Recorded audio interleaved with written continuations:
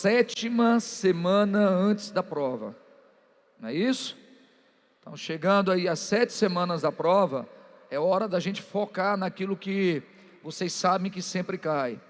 E galera, não deixem de estudar disciplinas de humanas. São 45 questões para vocês em humanas, principalmente assuntos como esse de população, que é um assunto que sempre, recorrentemente cai na prova, e é um assunto relativamente fácil.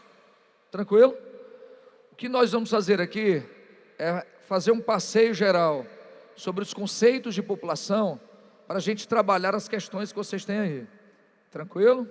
Então bora lá, pegue já a primeira questão, eu vou acompanhando por aqui. A primeira questãozinha logo, vocês têm um gráfico. Questões de gráfico na prova do Enem, competência 2, habilidade 6, é sempre assunto recorrente. Então pegue aí, ele diz assim, ó: o número de filhos por casal, ele diminui rapidamente. Para a maioria dos economistas, isso representa um alerta para o futuro.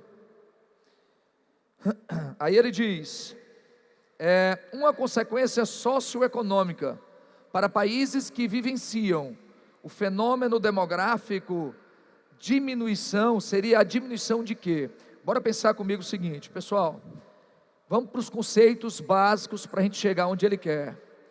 Primeira coisa para a gente começar a pensar é: quantas pessoas hoje no mundo nós temos?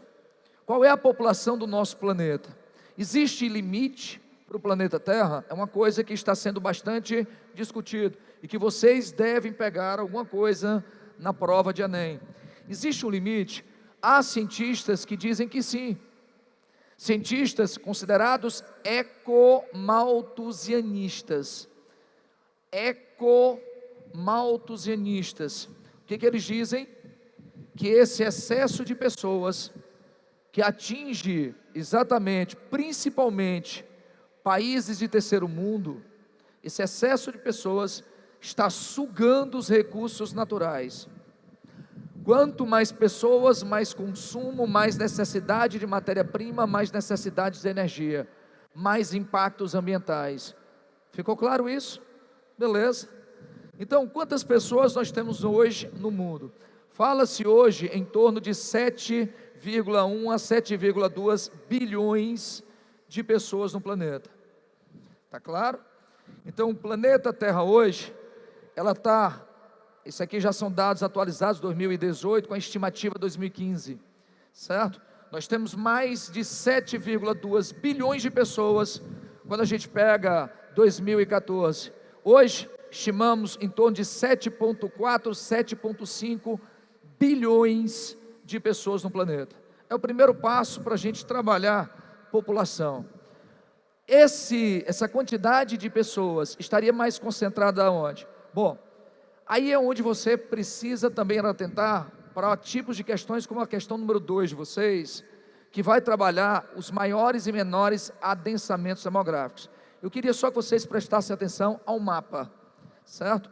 O mapa, ele é fundamental para a gente.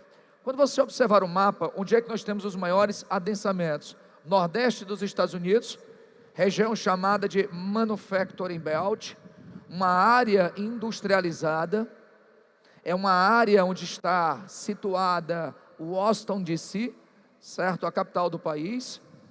Nós temos aqui o sudeste do Brasil, representa o grande eixo São Paulo e Rio de Janeiro. Então, o sudeste do Brasil, uma outra área de grande concentração de pessoas.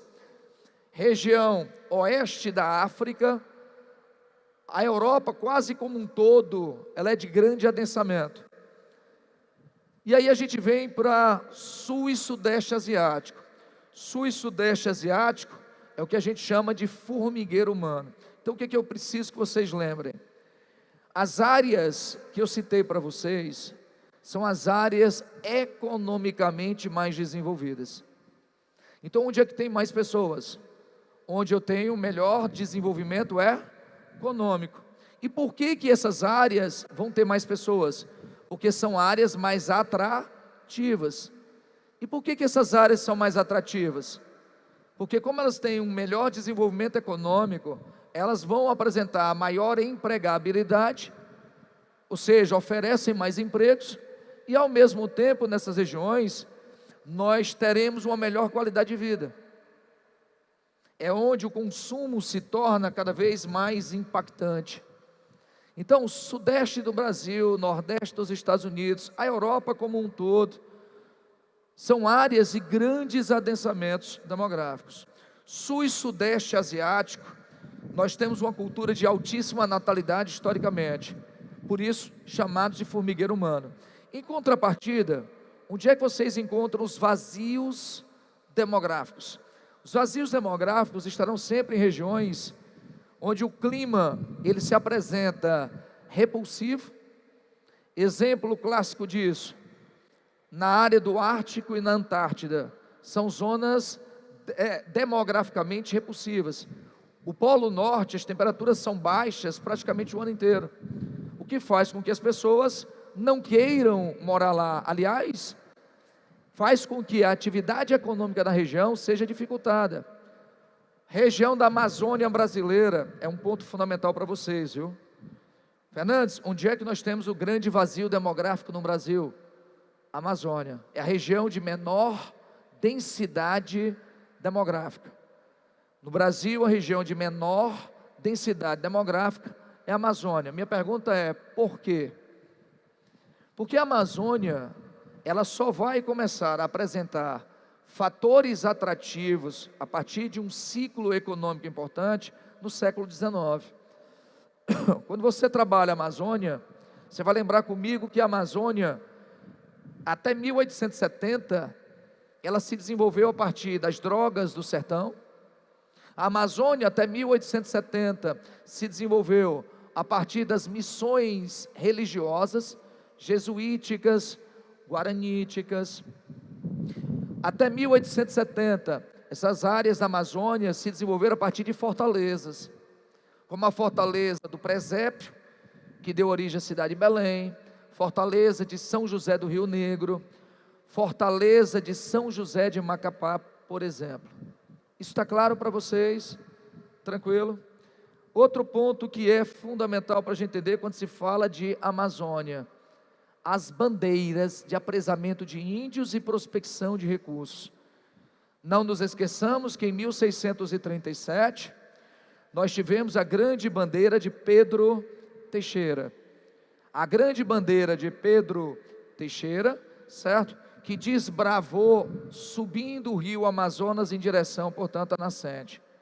Então a Amazônia, ela foi abandonada pelo Brasil, praticamente até 1870.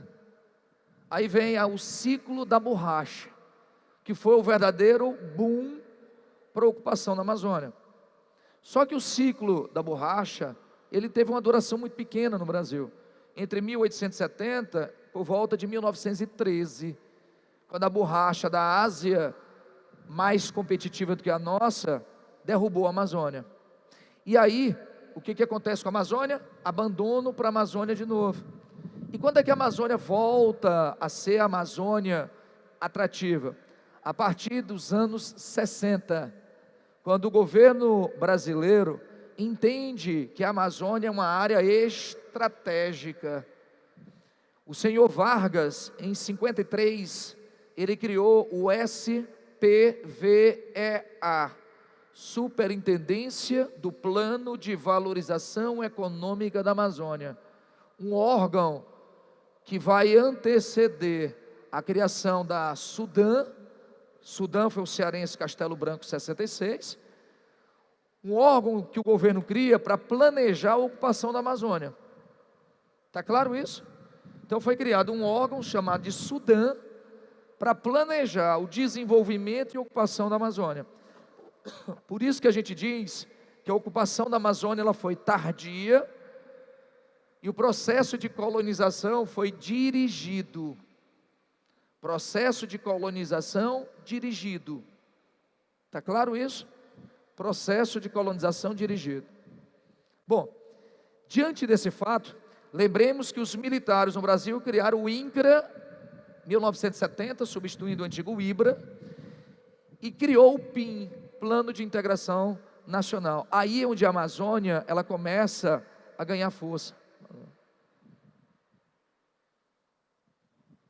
Mas vamos seguir. A Austrália, você tem uma baixa densidade demográfica, em face a vários fatores, entre eles o deserto australiano. Essa região norte da África é o deserto do Saara, certo? Daí termos baixos adensamentos demográficos. Mas vamos seguir? Bom, e aqui está um outro gráfico importante para a gente. Pessoal, maior parte da população mora no campo ou mora na cidade? Em 2014, pela primeira vez, o Censo Mundial de 2010 registra que maior parte da população do mundo hoje mora nas áreas urbanas. Isso você tem que saber. Maior parte da população mundial mora na área urbana. Professor, e no Brasil? Desde 1970, o Brasil ele é urbano. Hoje, nós temos 84,4% da população em áreas urbanas no Brasil, certo? Mas o que eu quero também que você verifique é, verificando o processo de desenvolvimento, você vai verificar que essa linha verde, ela vai ficando mais estreita à medida que os anos vão passando, e que a linha vermelha, ela vai ficando mais larga. A linha vermelha é a população urbana. Além do mais, vocês vão verificar que a população continua a crescer. Está claro nesse gráfico? Por que a população continua a crescer? Porque a taxa de natalidade em países subdesenvolvidos ainda é muito superior à de países, à taxa de mortalidade. Então, em países subdesenvolvidos, a taxa de natalidade ela é muito superior às taxas de mortalidade, o que faz com que muitos países de terceiro mundo ainda tenham o que a gente vai chamar de explosão demográfica. Por isso que esse gráfico continua a subir. Fernandes, existem países em que a taxa de natalidade ela é menor do que a mortalidade? Sim. Me dá um exemplo. Na Áustria, tem mais gente morrendo do que nascendo hoje. Ou seja, o crescimento vegetativo, ele é negativo. Está claro isso? Mas vamos seguir. Bora lá. Quando a gente fala de desenvolvimento, e aí são as etapas de desenvolvimento da população, só existem, pessoal, duas áreas em que fortemente nós temos ainda uma taxa de população rural maior do que urbana. Quais os dois únicos continentes em que a taxa de população rural ela é maior do que urbana? África, por motivos óbvios, é um continente muito atrasado do ponto de vista industrial, certo? E aí é uma associação que vocês têm que estar lembrando em provas. Indústria provoca urbanização. Indústria provoca urbanização. Urbanização ocasiona redução da taxa de mortalidade. Anotem isso para mim, por favor. Para você resolver questões sobre o Brasil, você tem que ter essa associação. Indústria gera urbanização. Então, o fenômeno de industrialização provoca urbanização.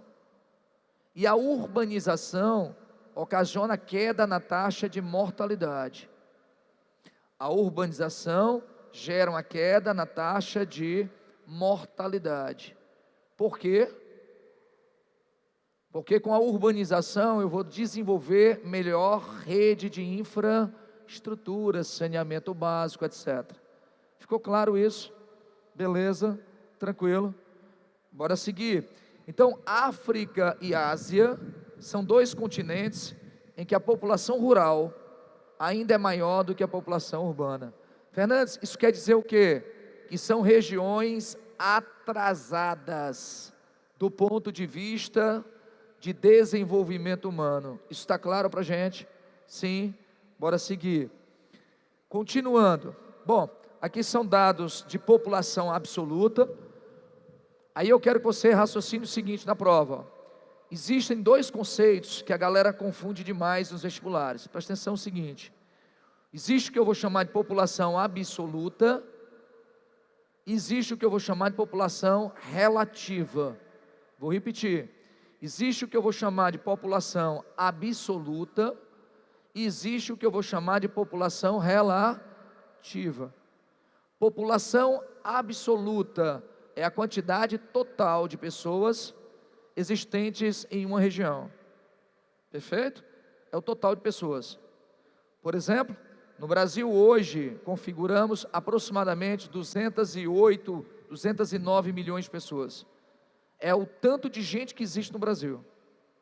Quando eu falar em população relativa ou densidade demográfica, que é a mesma coisa, eu estou falando no número de habitantes por quilômetro quadrado. Está claro isso? É a quantidade de pessoas distribuída pela área territorial. Número de habitantes por quilômetro quadrado. Repetindo, população absoluta. Fernandes, qual é a população absoluta do Brasil? Em torno hoje de 208 milhões de pessoas. Fernandes, qual é a população relativa do Brasil? Você vai pegar 208 milhões e vai dividir por 8.515.767,090 milhões de quilômetros quadrados. Simplificando, divida 208 por 8,5. Você vai ter 23, 24 habitantes por quilômetro quadrado. Essa é a densidade demográfica do Brasil. Ficou clara a diferença? Sim. Minha pergunta é: a densidade demográfica do Brasil é alta ou é baixa? É baixa. Se comparada a países como, por exemplo, Japão, que vai ter um índice muito alto, mais de 300, como, por exemplo, áreas que a gente vai pegar na Europa, como o Principado de Mônaco, a gente vai ver que tem mais de 2.000. A cidade de Fortaleza tem 6.700 habitantes por quilômetro quadrado. Em contrapartida, no estado de Roraima, encontraremos regiões que você não encontra nem um habitante por quilômetro quadrado. Ficou claro isso? Se eu pegar 1 quilômetro por 1 quilômetro, você não encontra nenhuma pessoa. Ficou claro? Então, se em Fortaleza eu tenho uma área de altíssima densidade demográfica, olhando lá para Roraima, eu vou encontrar uma região de vazios demográficos, historicamente. Nós temos aqui os países mais populosos do mundo. China já tem 1,4 bilhão de pessoas. China tem 7 vezes a população do Brasil, aproximadamente. Certo? Segundo país, Índia. A Índia já tem 1,3 bilhão de pessoas. Estados Unidos já tem mais de 330, certo? Indonésia e Brasil. O Brasil já tem aqui, tem 198, o Brasil já tem 208 milhões de pessoas. Está claro para a gente? São os 5 países mais populosos que nós temos. Eu falei populoso. Agora preste atenção no que eu vou dizer. Qual é a diferença entre uma região populosa e uma região povoada? Qual é a diferença? Populoso, elevada população absoluta. Certo? Muita gente. Populoso, um estado que tem muita gente. Povoado, uma área que tem muita gente por quilômetro quadrado. Aí eu vou fazer uma pergunta para vocês. É possível uma região ter menos pessoas do que a outra e ainda assim ser mais povoada do que ela? Sim ou não? Claro que sim. Eu tenho aqui em cima tem 2 pessoas. Esse ginásio, sei lá, tem umas 1.000. Tranquilo? Posso dizer para vocês que aqui a densidade demográfica está maior do que aqui, pelo espaço que você tem no ginásio e pelo espaço que nós temos aqui. A quantidade de pessoas por metro quadrado aqui está menor. Ficou claro o raciocínio? Embora tenhamos bem menos pessoas. Esse é um raciocínio para a gente em provas, mas vamos seguir. E aqui nós temos as áreas de população relativa. Qual é o continente com maior população relativa que nós temos? Ásia. A Ásia tem 92 habitantes por cada quilômetro quadrado de áreas. Seguido de Europa, seguido de África, e aí vem a nossa América do Sul. Nós temos 22,04 habitantes por quilômetro quadrado na América do Sul. Fernandes, quem muito contribui para esse vazio demográfico? Amazônia, sul da Argentina, são áreas de vazios demográficos. Bom, e aí está, como eu falei para vocês, as principais áreas. Eu disse Mônaco, mais de 2.000, são 16.417 pessoas por quilômetro quadrado em Mônaco. Isso é que é formigueiro humano. Está claro isso? É o estado que você vai encontrar a maior densidade demográfica. Mas vamos subir. Bom, e aí chegamos onde eu queria, para a gente bater nessa questão. Galera, o que é uma taxa de fecundidade? O que é uma taxa de fecundidade? É o número de filhos por cada mulher em período fértil dentro de uma região. Vou repetir. Taxa de fecundidade é o número de filhos por mulher em período fértil em uma dada região. Por que é tão importante a gente analisar essa média de filhos por mulher? Vamos pegar o Brasil hoje. Eu vou lhe dar o dado de hoje. Hoje, nós temos no Brasil uma taxa de fecundidade de 1,71 1,7 filhos por mulher. 1,7 filhos por mulher. Fernandes, o que isso significa na prática? Aí é onde eu queria que você fizesse a seguinte anotação. Anote aí para mim, por favor.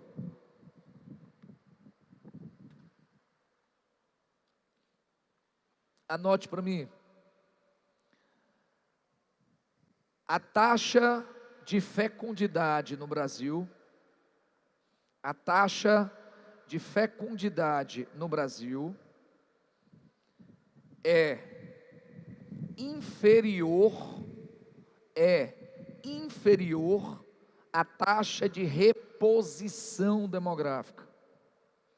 A taxa de fecundidade no Brasil é inferior à taxa de reposição. Fernandes, o que tu quis dizer com isso? Eu estou te dizendo uma coisa que é importantíssima para vocês entenderem aqui em termos de Brasil hoje. É que o Brasil, a taxa de fecundidade é de 1,71. E a taxa de reposição seria de 2,1. Na prática, o que significa isso? É que eu deveria ter, por cada casal no Brasil, cada mulher em período fértil deveria estar tendo pelo menos 2,1 filho, para que quando esse casal envelhecesse e morresse, ele deixasse 2 filhos para substituir esse casal que vai morrer. Por isso que é chamado de taxa de reposição. Está claro para vocês? Sim. Professor, eu só não entendi uma coisa. Por que 2,1 se são 2 adultos que vão morrer? É porque sempre nós temos estatisticamente pessoas morrendo antes de atingirem a idade, de reprodução. Então por isso que sempre nós deveríamos ter a cada 10 casais, 21 filhos. A cada 10 casais, deveríamos ter uma média de 21 filhos para garantir a reposição. O que eu estou querendo dizer a vocês é que tem gente que não está fazendo menino. Está claro? Existem exceções, né? Existem pequenas exceções. Professor, mas eu estou fazendo, já fiz bem 10. Pois é. Mas enquanto você está trabalhando demais, demograficamente falando, existem outros que preferem a televisão, certo? Qual é o impacto que isso está gerando na nossa sociedade? Anote aí, envelhecimento demográfico. O Brasil está passando pela fase de envelhecimento demográfico. Fernandes, mas isso não tem nada a ver comigo não, besteira. O pessoal está ficando mais velho, isso é até legal. Isso exige que o governo ele tenha que reorganizar toda a sua política econômica. Por exemplo, qual é o assunto bem polêmico que tanto se debate hoje? Reforma da Previdência. previdência social. Pelo amor de Deus, a reforma ela é necessária. Ela é fundamental para que a gente tenha a saúde do país, saúde que eu digo saúde financeira do país, certo? Mais equilibrada. Nós temos um rombo na previdência social. Está claro isso? Só um detalhe. Tem gente que vai dizer assim, professor, eu acho que não é bem isso não, porque eu só estou trabalhando, pessoal, com dados que são oficiais. Eu só posso dizer aqui o que é oficial, certo? Então, oficialmente, nós temos um rombo da previdência social, ponto. O que exige que o governo faça urgentemente uma reforma. Só tem um problema. Qual é? É que fazer uma reforma da previdência é uma medida que é impopular. Fazer uma reforma da previdência é uma medida impopular.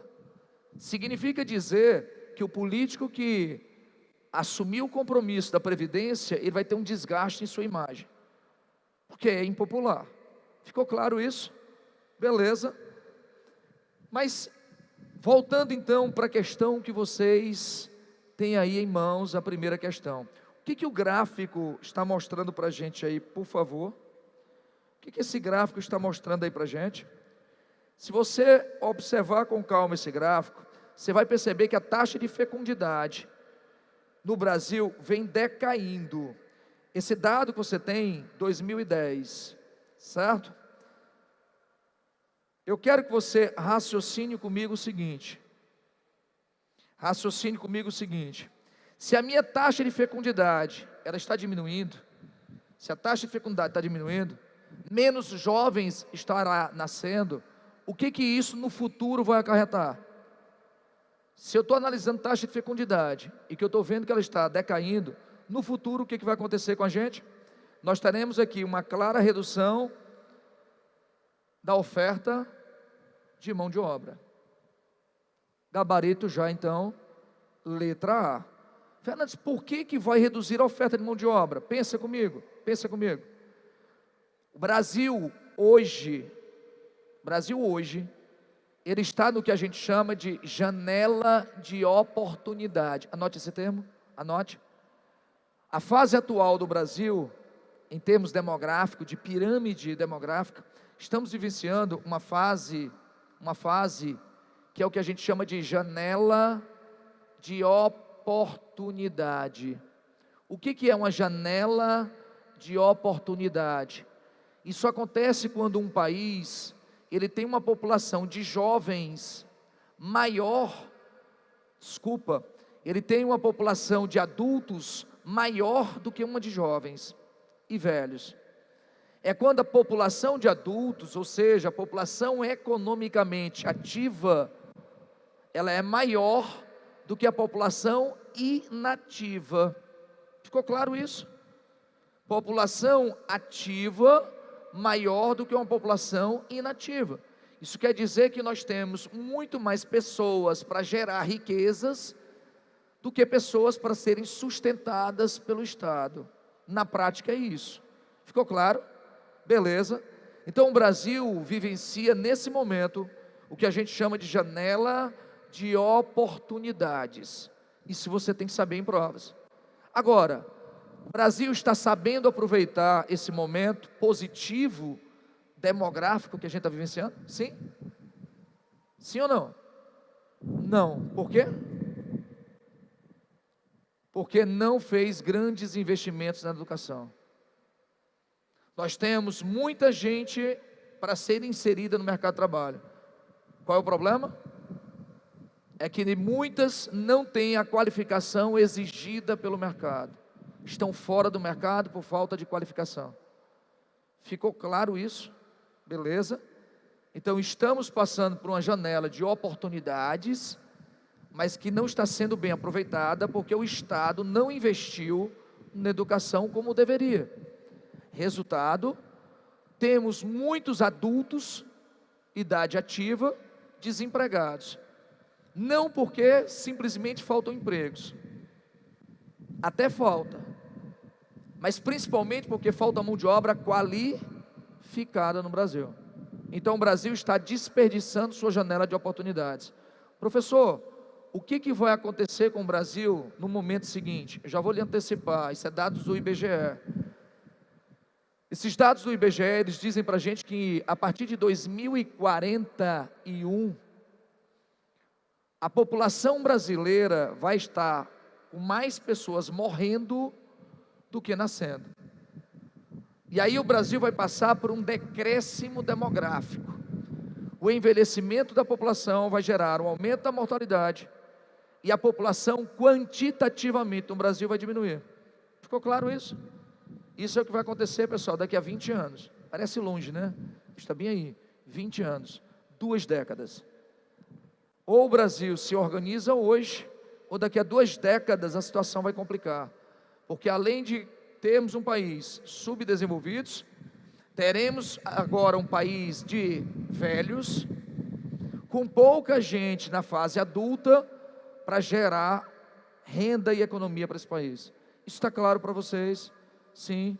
Então bora seguir o raciocínio. Então a questão 1, letra A. Bora logo para 2. O mapa a seguir retrata um fenômeno relativamente recente no mundo: a ascensão das mulheres ao poder.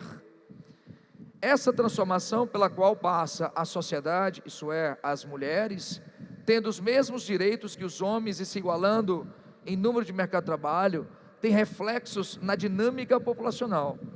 Entre essas dinâmicas, nós podemos destacar, só um detalhe, há uma tendência de que a mulher, ela seja cada vez mais engajada no mercado. É uma tendência. Na verdade, é uma exigência. A Agenda 2030, assinada no Protocolo de Paris em 2015, exige uma maior equidade de gêneros. Aqui no Brasil, a desigualdade ainda é muito grande. Eu estou falando de desigualdades. Primeiro, vocês sabem que tem mais mulher do que homem no Brasil, que não é mais uma realidade global, mas no Brasil ainda é. Mas o que eu quero dizer é, tem mais mulheres do que homens no Brasil, mas tem mais mulheres com um grau de nível superior, quantitativamente, tem mais mulheres terminando o ensino superior do que homens. O nível médio de escolaridade da mulher é maior do que o do homem. São dados estatísticos. Agora, como é que eu vou explicar para vocês que existem mais mulheres do que homens, que as mulheres estão mais qualificadas do que os homens, mas que a sociedade brasileira ainda emprega mais homens do que mulheres? Como é que eu justifico isso sem falar em preconceito? Como é que eu explico para você que a mulher tem mais qualificação em média do que o homem, mas que o salário médio de um homem é maior do que o da mulher? Como é que a gente vai explicar isso sem se falar em preconceito sexual? Isso é estatística. Não adianta a gente brigar com estatística. Empresas pagam mais a homens que exercem a mesma função dentro da mesma empresa em relação às mulheres. Vocês estão entendendo isso? Ou seja, quando a mulher entra no mercado de trabalho, ela vai gerar um impacto demográfico. Aí eu quero que você lembre comigo o seguinte: professor, quais são as fases de desenvolvimento demográfico do Brasil? Aí deixe-me adiantar aqui para vocês, para a gente citar exatamente esse detalhe. Aqui, taxa de fecundidade por países, e aqui é onde entra o gráfico que eu quero mostrar a vocês. Bora lá, esse gráfico é fundamental. Presta atenção nesse gráfico, para a gente trabalhar taxa de natalidade, mortalidade, causas e consequências. Pessoal, até o 1750, eu tenho 2 linhas ali em cima. Eu vou fazer uma pergunta bem besta para vocês. Qual é a linha da natalidade, qual é a linha da mortalidade? A de azul, natalidade ou mortalidade? Hein? Mortalidade ou natalidade? Natalidade. Agora presta atenção no que eu vou dizer. Sempre a primeira linha, a linha mais alta é a natalidade? Sempre? Não. Porque existem países, como eu citei agora há pouco, na Hungria, por exemplo, na Áustria, onde a taxa de natalidade é menor do que a mortalidade. Mas como eu estou vendo a data aqui, ó, até 1750, a natalidade é maior do que a mortalidade. Está claro isso? Sim ou não? Sim. Se você pegar lá atrás, e a Bíblia, ela tem uma passagem bem interessante que ela diz o seguinte: na Bíblia, ele dizia: crescei-vos e multiplicai-vos. Crescei-vos, multiplicai-vos. Homens e mulheres deveriam procriar continuamente. O sexo, biblicamente falando, seria apenas um ato para reprodução. Crescei-vos e multiplicai-vos. Na antiguidade, era muito comum a gente ter aquele pensamento de que homem que é homem tem que ter muitos filhos. O homem que se casa e que não tem filhos imediatamente, ele passa a ser visto com um olhar diferente pela sociedade. A mulher que não conseguia engravidar, por exemplo, ela era mal vista pela sociedade. Sabiam disso? Tranquilo? Professor, me dê um exemplo. Eu vou lhe dar um exemplo bíblico, para você não desconfiar de mim. Sara, esposa de Abraão. Sara, esposa de Abraão, ela não era fértil. Segundo a Bíblia, Abraão vai receber de Sara uma escrava chamada Agar. Não é isso que vocês trabalham na Bíblia? A escrava egípcia, segundo o filósofo Tiririca, vai coisar com Abraão, e desse processo nascerá uma criança. Enquanto Agar está grávida, a situação de Abraão complica, porque é Agar de um lado e Sara do outro, enchendo o saco de Abraão. E aí o que acontece? Abraão tem que escolher uma das duas. Abraão escolheu quem? Sara. E pediu que Agar deixasse a região de Canaã, na Palestina. Orientada por um anjo, a menina Agar descerá da Palestina para a Península Arábica. E ali o anjo teria dito para essa moça o quê? Teu filho será o líder de uma grande nação. E essa moça pariu uma criança de nome Ismael, de onde descendem todos os árabes. Não é assim que vocês trabalham? Sim. Que vai povoar o deserto arábico, enfim. Então, só para você entender que na história antiga, crescei-vos e multiplicai-vos. É fazer menino todo ano. A expectativa de vida chegava no máximo a 33 anos, 37 anos. Jesus Cristo então morreu velho. Foi crucificado velho, porque tinha 33 anos. Estava quase no limite da expectativa de vida na época. Está claro isso? Sim. Esparta era uma cidade guerreira. Qual era o papel do homem? Se militarizar para defender os territórios férteis de Esparta. Qual era o papel da mulher? Parir e cuidar da criança até os 7 anos. Quando o homem tinha 7 anos, ele era entregue ao Estado para ser educado militarmente. Não é assim que vocês veem na história? Crescei-vos e multiplicai-vos. Se você tiver aí sua avó depois, você confirma em casa. Quantos filhos em média tua avó deve ter tido? 7, 8, 16, 18, 20. Eita, professor, era uma pré-A, era por aí. Mas por que ela tinha muitos filhos? Porque nos anos 50 e 60 no Brasil, nós tínhamos uma sociedade arraigada de preconceitos e machismo. O homem tinha que fazer muitos meninos, e o papel da mulher era ser dona de casa. Como a mulher ia ser dona de casa, grande parte das mulheres era analfabeta. Muitas mulheres eram analfabetas. Por quê? Porque o pai não gastaria dinheiro para educar uma filha, para que depois ela se tornasse apenas esposa e dona do lar. Então as mulheres tinham um índice de alfabetização relativamente baixo, o que por muito tempo foi usado para justificar os baixos salários. Está claro isso? Aí o que acontece? Na década de 70, vem a revolução do mundo, e essa revolução tem um ano, 1968, maio de 68, um dos maiores processos revolucionários que nós tivemos, o maio de 68, o ano que nunca acabou, há 50 anos atrás, o maio de 68, deflagrado nas ruas de Paris, modifica o pensamento mundial. É quando a juventude, para variar, vai às ruas dizendo não à ditadura e ao conservadorismo do general francês Charles de Gaulle. As meninas e os meninos se unem e nas ruas picham muros. É proibido proibir.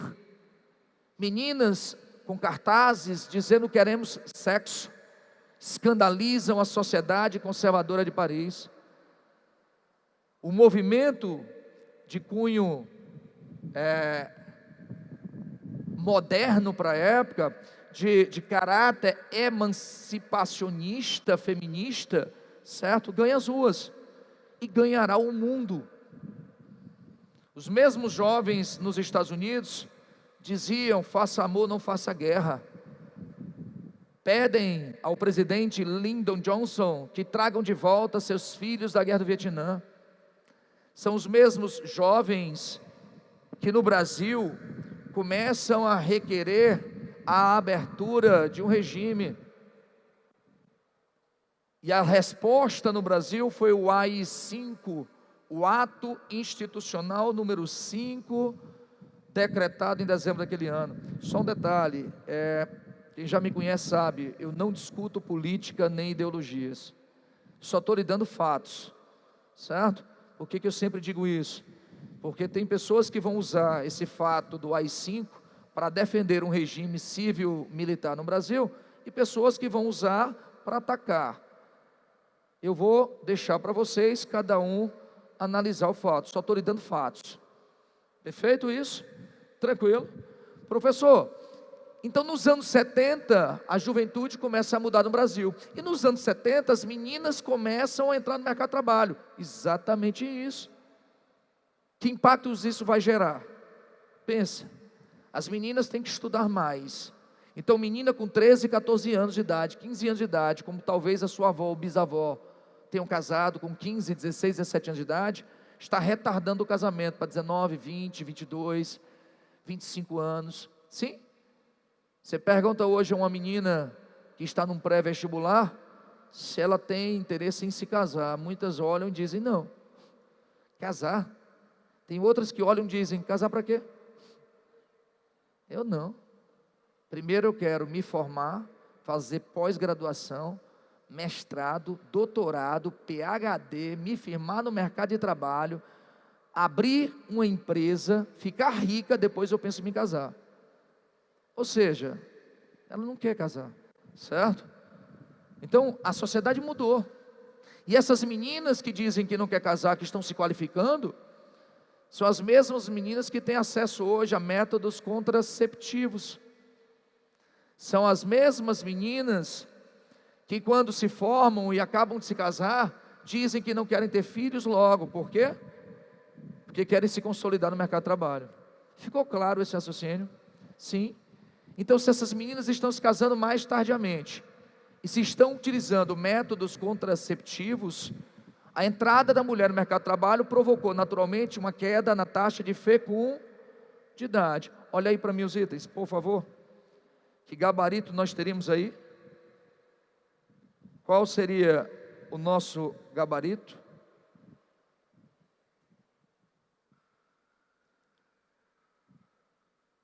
As meninas entram no mercado de trabalho.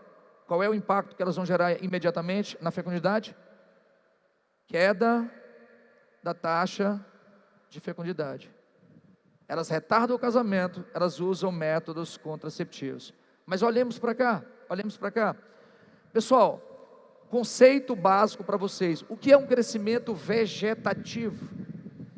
O que é o crescimento vegetativo? Crescimento vegetativo é a diferença entre natalidade e mortalidade. Anote isso. Crescimento vegetativo é a diferença entre natalidade e mortalidade. Diferença entre natalidade e mortalidade. Agora deixa eu perguntar uma coisa a vocês. Eu estou olhando só um gráfico. Só o gráfico. Você me disse que a linha de azul é a natalidade e a linha de vermelho é a mortalidade. Está claro? Sim? Onde é que está a minha taxa de crescimento vegetativo? Se você estivesse olhando um gráfico, a taxa de crescimento seria alta ou baixa?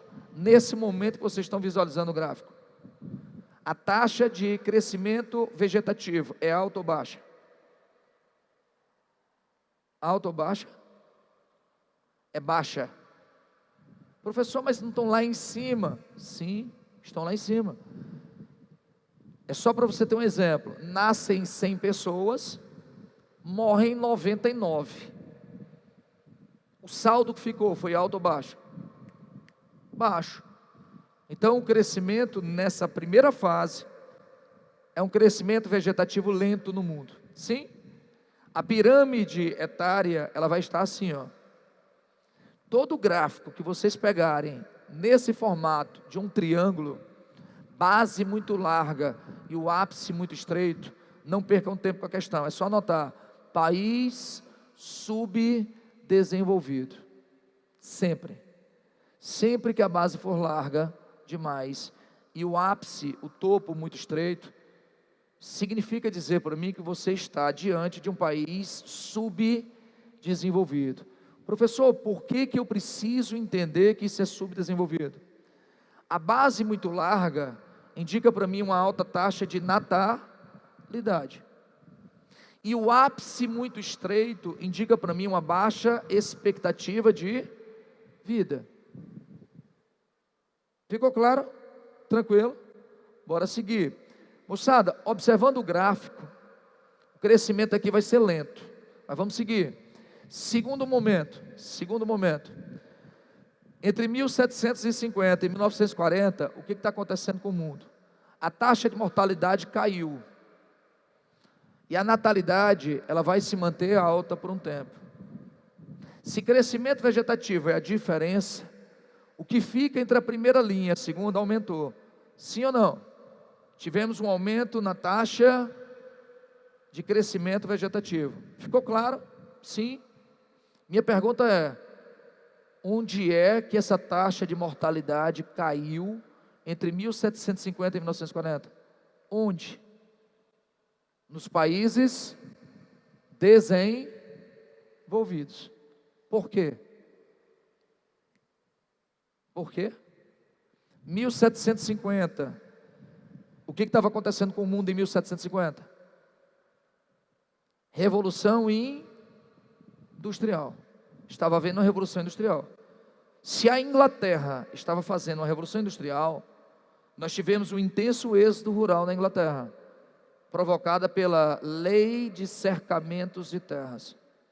Então muita gente saiu do campo e veio para as grandes cidades, Liverpool, Manchester, Glasgow na Escócia, está claro? Então, um intenso êxodo rural.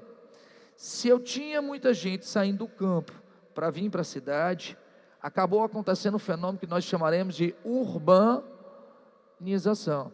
Eu disse a vocês, logo quando a gente começou, que a industrialização provoca urbanização, e que a urbanização provoca queda na taxa de mortalidade, e a queda na taxa de mortalidade imediatamente faz com que o crescimento vegetativo seja alto.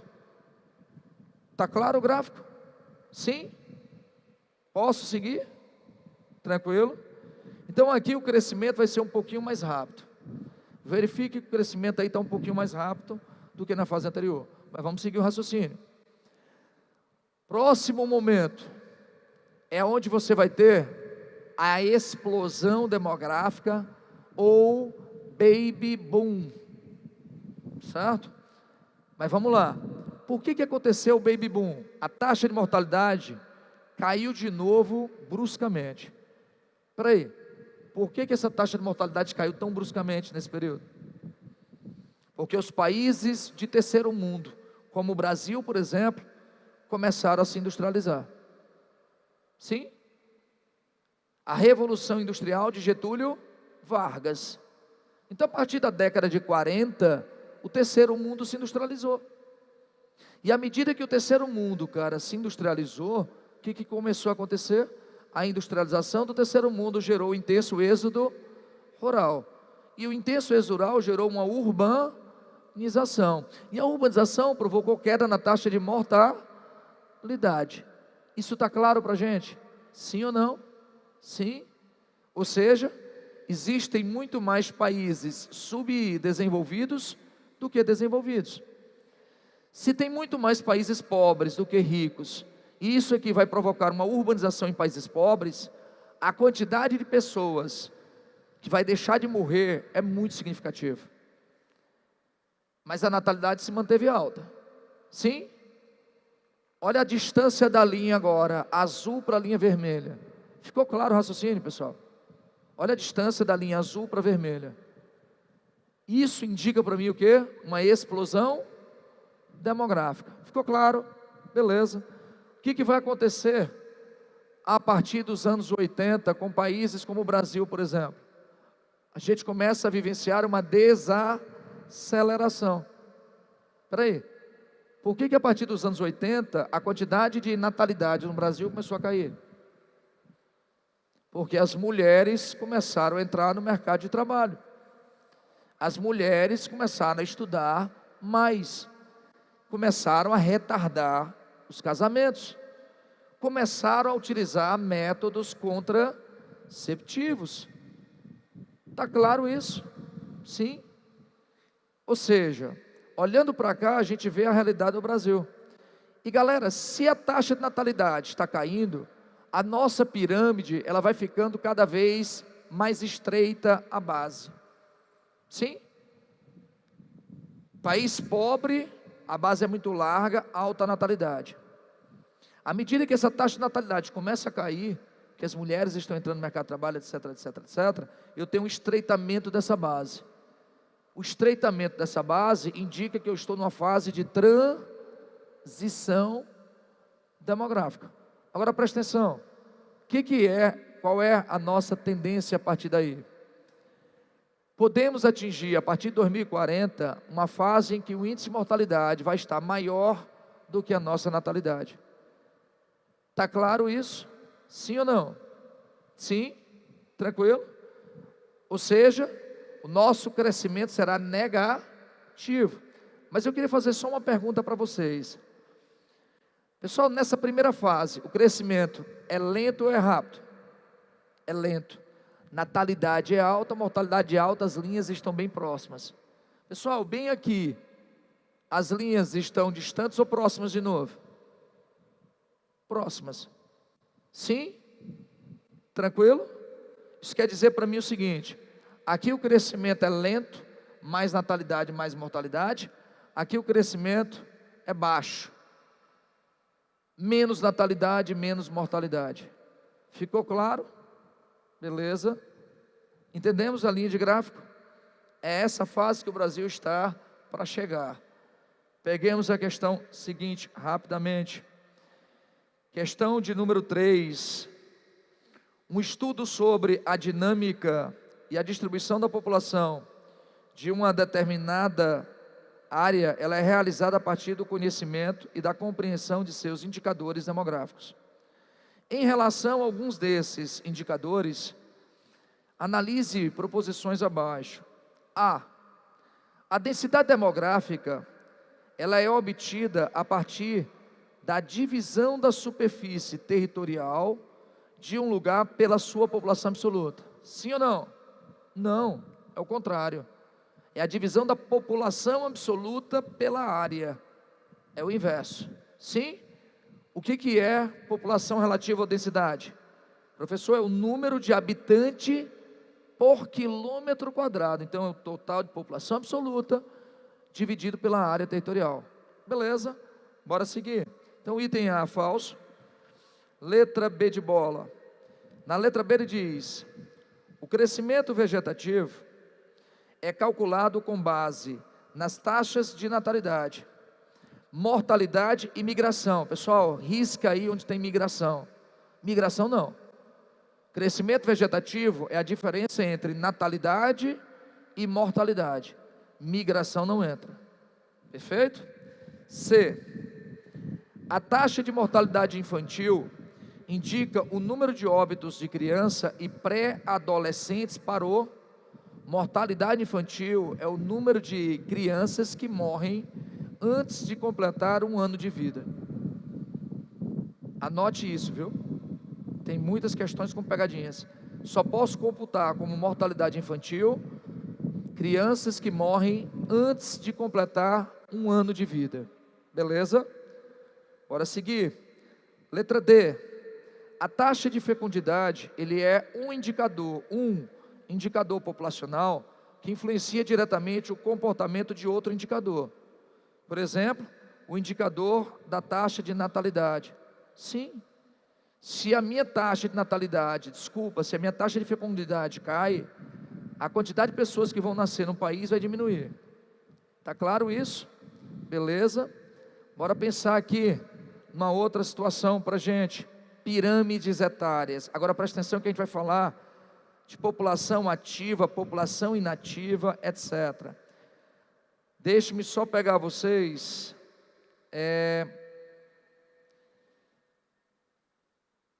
A questão 7, não, questão 8. Por gentileza, questão 8. Vamos trabalhar gráficos de pirâmide. Pessoal, pirâmide.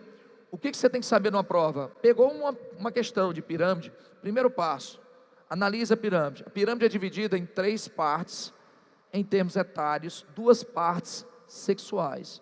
Repetindo, 3 partes em termos de estrutura etária, 2 partes em termos de sexualidade. Se eu cortar ao meio a pirâmide, do seu lado esquerdo, para vocês que estão aí, ó, você tem homens, você tem mulheres. Sempre que você estiver trabalhando em provas, do seu lado esquerdo, homens. Do seu lado direito, número de mulheres. Primeira coisa que você tem que fazer na pirâmide, analisar. Pirâmide, ela mostra para mim a distribuição sexual e etária. Certo? Segundo aspecto, vamos dividir ela em 3 partes. População de base, jovens. A base, a parte de baixo, sempre é de jovens. O corpo da pirâmide, sempre de adultos. E o ápice da pirâmide, de idosos ou velhos. Sim? Ficou claro agora? Então, quando você estiver analisando a pirâmide, você tem que analisar base, corpo e ápice. Base, quantidade de jovens. Corpo, adultos. Ápice, velhos. Beleza? Bora seguir. Quando a gente pensa nas pirâmides etárias, sempre que eu pegar uma pirâmide nesse formato, sempre é de país subdesenvolvido. O que isso indica para mim? Uma alta taxa de natalidade. Essa alta taxa de natalidade faz com que o Estado tenha gastos. Pessoal, um país predominantemente de jovens, onde é que o Estado precisa fazer grandes investimentos? Primeiro na área de saúde, porque criança adoece. Mas que tipo de médico e profissional a gente precisa ter? Na área da pediatria. Ficou claro isso? Sim? Então, a base, larga, alta natalidade. Para essa alta natalidade eu preciso ter o quê? Grandes investimentos na pediatria. Segundo aspecto, onde é que o Estado precisa gastar? Na educação. Escolas de primeiro, creches, escolas de primeiro e de segundo grau. Porque eu tenho muito jovem. Muitos de vocês não pegaram essa fase, mas quase todo político, no final dos anos 80 e primeira metade da década de 90, faziam campanhas para governo, para prefeitura, dizendo o seguinte: o governo fulano de tal construiu tantas novas escolas em Fortaleza. Nós tínhamos tantos jovens no Brasil, que uma das indústrias que mais vendiam era a indústria de brinquedos. Sabem disso? Eu vou fazer uma pergunta besta para vocês. Passe um dia inteiro em frente à TV, de 8 da manhã às 10 da noite, se você aguentar, certo? Conte quantas propagandas vocês vão ver de brinquedos, sem ser, claro, Dia das Crianças e Natal. Quantas? Pouquíssimas, né? Acabaram até com o show da Xuxa. Quantos programas infantis nós temos hoje? Pouquíssimos. O Brasil já não tem mais tantas crianças. Olha aí. Reflexo de que essa não é mais a minha pirâmide. Ficou claro isso? Sim. O ápice da pirâmide, ele é estreito. Baixa expectativa de vida. Baixa expectativa de vida. As pessoas morriam muito cedo. Pirâmide hoje do Brasil é essa. Foi um pequeno efeito Faustão, né? A base ficou estreitinha, o corpinho ficou mais largo, certo? Enfim. Essa pirâmide, ela indica para mim uma transição no Brasil. Há uma transição clara e latente. O que essa transição me indica? Que houve uma redução da base. Concorda comigo? Por que a base ficou mais estreita, moçada? Por que a base reduziu? Porque eu estou tendo a redução na taxa de natalidade. Está claro? Mulheres entrando no mercado de trabalho, usando contraceptivos, estudando mais, se casando mais tardiamente, enfim. Custo de se criar um filho, né? Você, para ter um filho aqui em Fortaleza, eu estou falando de Fortaleza, para você botar ele numa escola dessas grandes particulares, você vai gastar por baixo, com essa criança até os 18 anos, e eu não estou contando festas, nem viagens, nem luxo, estou botando uma coisa que é básica. Só de mensalidade de uma escola dessa, você vai gastar R$ 1.600. Por ano, numa criança dessa, só de mensalidade, você vai gastar aí uns R$ 14 mil. Colocando passagem e merenda para ela estudar, você vai botar aí uns 17, 18 mil reais. Colocando material escolar e fardamento, bote aí uns 22 a 23 mil reais por ano. Não estou contando as roupinhas que vocês vão dar para ela, a festinha de aniversário, os brinquedos, os gastos que você vai ter com ela em casa. Estou botando só para estudar. Aí tu multiplica isso por 18 anos. Tu vai ter 300 mil reais por baixo, por cada criança que tu queira criar em Fortaleza, em escolas particulares. 300 mil reais por ano, por criança. Professor, isso é uma casa. Pois é uma casa. Então muitos, ao invés de terem muitos filhos, reduzem a quantidade de filhos e compram uma casa. É outro fator importante, o custo de criação dos filhos hoje. Ficou claro isso? Beleza, bora seguir. Então reduziu. O corpo da pirâmide está mais largo. Espera aí, o corpo da pirâmide representa o que, pessoal? A população de adultos. O adulto é o que eu vou chamar de PIA. O que é a PIA? População em idade ativa. População em idade ativa. Um país que esteja com esse gráfico hoje, certo? É o país que está vivenciando a janela de oportunidades. Brasil tem esse gráfico. E o que você está olhando com o topo? Ele já não está mais estreitando. O topo está sendo mais largo. O que isso indica? Que está aumentando a expectativa de vida no Brasil. Quando a CLT foi criada na era Vargas, você não tinha nem 55 anos de expectativa média de vida. Hoje, 75 anos é a média de expectativa de vida de um brasileiro. Por isso que a reforma da Previdência, ela urge, ela é importante, ela precisa ser feita. Ou seja, essa pirâmide indica países em desenvolvimento ou desenvolvidos, a base é estreita, houve uma redução da natalidade, e o ápice largo aumenta a expectativa de vida. No aumento da expectativa de vida, melhorias na área de saúde e previdência social. O Estado precisa investir em saúde geriátrica, cuidar dos velhos. Médicos especializados em doenças avançadas, né? Cardiovasculares, etc, etc, etc. É preciso reformular a política da saúde pública no Brasil. Presidente que vocês escolherem agora tem essa incumbência de reavaliar a política da área de saúde do Brasil, e precisa olhar para isso. Minha pergunta é: eu preciso construir mais creches? Não, a população está diminuindo, pô. A quantidade de jovens diminui. Então onde é que o Estado tem que investir, pessoal? Aqui onde vocês estão. Colocar vocês na universidade. Esse é o papel do Estado. Preciso botar você na universidade. O papel do Estado é esse.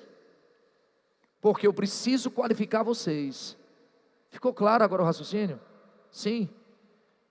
Programa, cara, de alfabetização de adultos. Programa para ampliar o nível superior. Ampliar o sistema de bolsas de ensino público no Brasil. Ampliar bolsas de pós-graduação, mestrado e doutorado para incentivar as pesquisas científicas. Porque a maior parte do brasileiro hoje é adulto. E o adulto, ele não quer brinquedo. O adulto quer trabalho. Como diria Luiz Gonzaga, né, o grande Luiz Gonzaga, o povo, ele não quer esmola. O povo, ele tem o orgulho de ganhar o seu próprio dinheiro. Ele só precisa ter a oportunidade, ele precisa ter trabalho, ele precisa ter qualificação.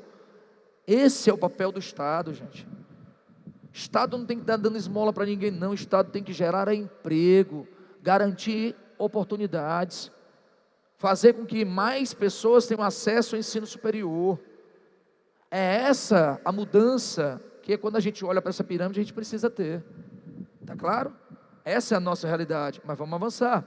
Bom, quando a gente trabalha uma pirâmide dessa, professor, essa pirâmide foi mordida dos dois lados. Foi. Repara que essa mordida atingiu qual parte da pirâmide? O meio. População de adultas foi dizimada aí. O que indica isso para mim, pessoal? É que eu tive alguma grande epidemia que dizimou grande parte da sociedade. Foi um país devastado por uma grande guerra. Por exemplo, como é que tu acha que tu vai pegar hoje a pirâmide da Síria, do então presidente Bashar al-Assad hoje? Sim. Muitos homens e mulheres, adultos e crianças estão morrendo. A quantidade de pessoas no mercado de trabalho vai cair. A disponibilidade de pessoas está diminuindo. Países que estejam passando por grandes catástrofes naturais ou guerras, terão pirâmides mais ou menos nesse formato. Perfeito? Então pegue aí a questão 8 para a gente resolver essa bichinha. Questãozinha 8. Na questão 8 ele diz: a estrutura etária da população,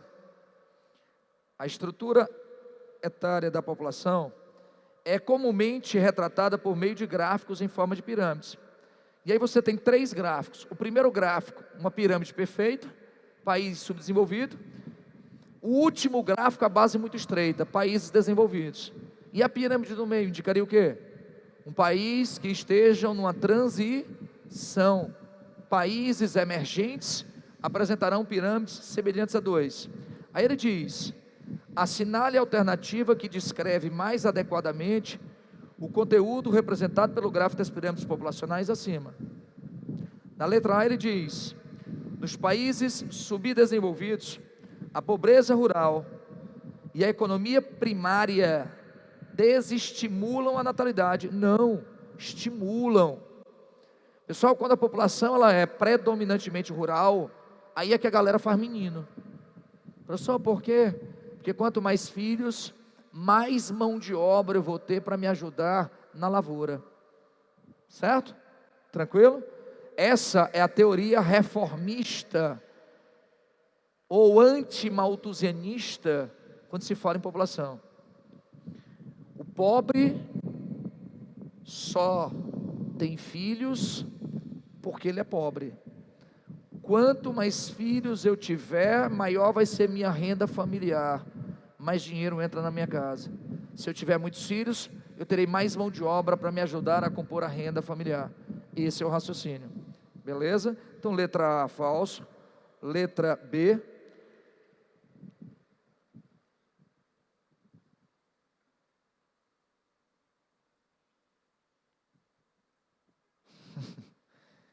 Esse aqui seria um sonho, né? O pessoal já está revoltado querendo reduzir o salário dos políticos.